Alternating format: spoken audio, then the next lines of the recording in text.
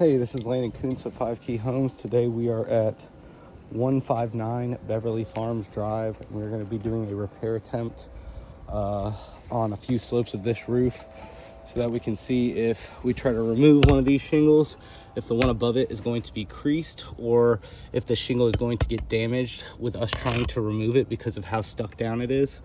So those are the things we're going to be looking for, is a creased shingle or any tears in the shingle. You do want to be careful when you're taking them off. Just take it slow, take your time, and sometimes you can get them off, and sometimes the roof is just not repairable. So that's what we're going to be testing today. So first thing we're going to do, we're going to remove this shingle right here.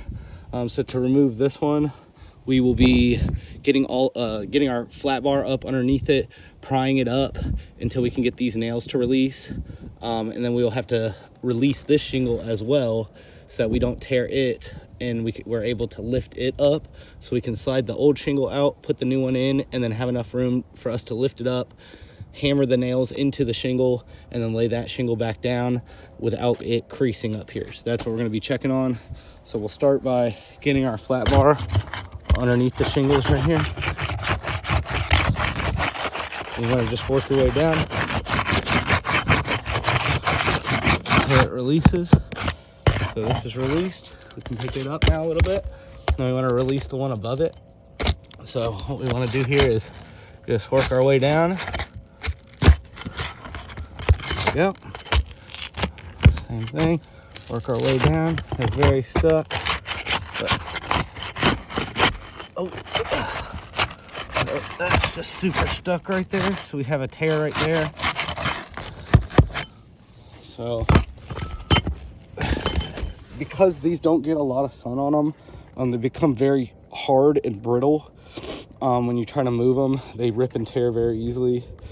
So what we're going to do here is lift up on this shingle a little bit more so that we can get these nails out, which are holding this shingle in as well. So we'll pop these nails out first.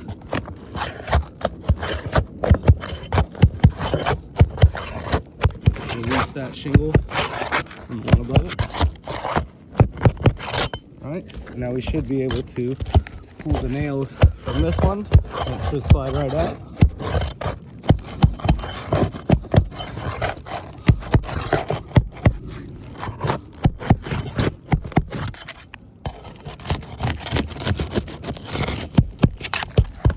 There we go. I should be able to wiggle our shingle out now that the nails have been released. There we go. Shingle has slid out in one piece. So there's our old shingle. Now, what we'll do is we will stick our speed square under here. I want to go less than 45-degree lift on these. So what we'll do is we'll do a 45-degree lift, and then we'll see if it ends up creasing or ripping the shingle any worse. Because these are so stiff, we'll go ahead and stick this square under here, and we'll go right underneath 45 degrees. So you can hear it ripping already. So we're at 35 degrees.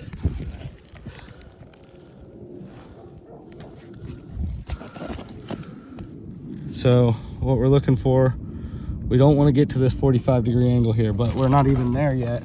I wouldn't be able to get a nail or a nail gun or a hammer into this yet, and the shingle has already started to rip. So this is basically what we're looking to see here, is if it's possible. It's hard to do this one-handed, but I'll try it again on the center of the shingle. Or may have a little more play to it. So we'll go up to, see, we can't even get it. We can't even get it barely lifted up without the square tearing through it, just because these are so stiff. They have no movement to them at all. So this is what's going to make it tough to do a repair, is whenever we have to lift this shingle up a certain amount to be able to get it, the hammer, the tool underneath there, to reinstall the nails into the new shingle. And by doing that, you're going to end up ripping your shingle in a few places. So these are the kind of things we're looking for. We'll go ahead and change the shingle out real fast, and then we'll see if we get a crease mark or anything like that.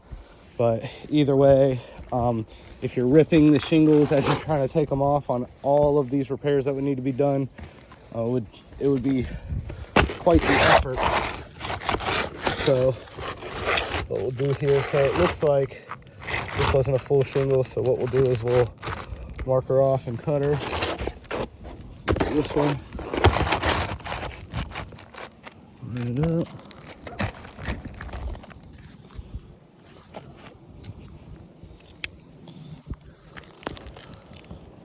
And I'll have to set it down for this part for 1 second.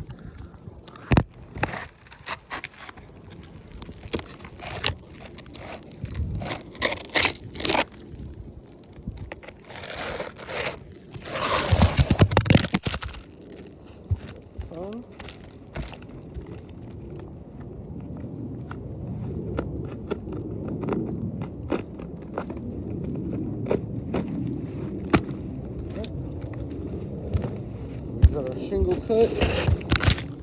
I will come over here and see. We'll slide her in underneath. Got a couple nails in here. Pull these nails out.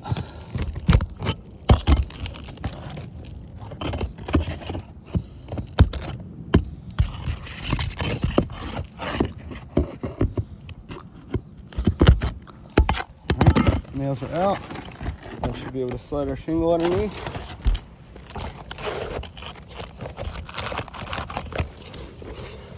Sometimes you have to put your hand under there.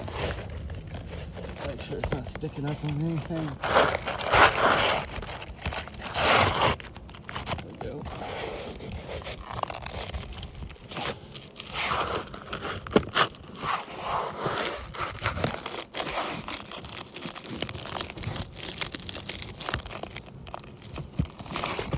One more nail on our way.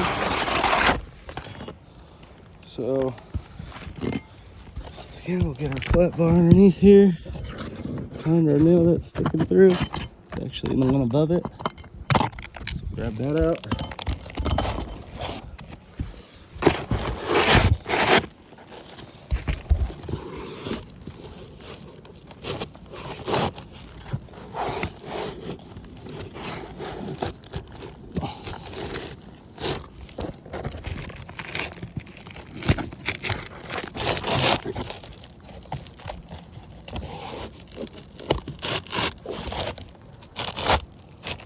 Alright. There we go. Shingles in. We do have a little bit of creasing going on. Not too bad yet, but the hardest part about this is lifting it up to hammer the nails in. So that's what's really going to give us our crease. So what we'll do here is we'll get our shingle to the correct height, lined up with the other shingles.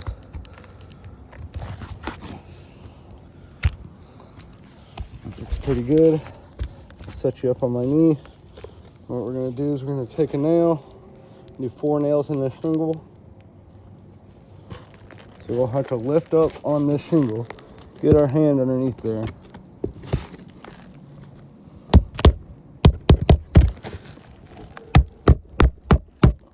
You see how high I have to lift it to get about the height of my fist.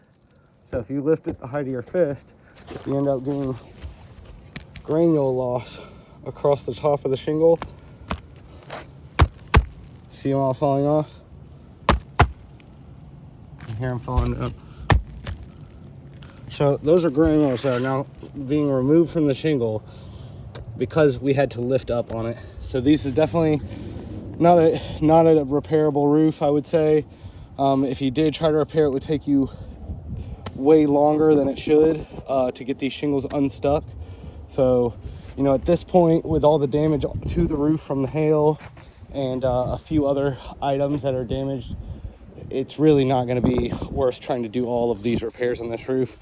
This is actually the better side compared to this side over here with a ton of staining on it.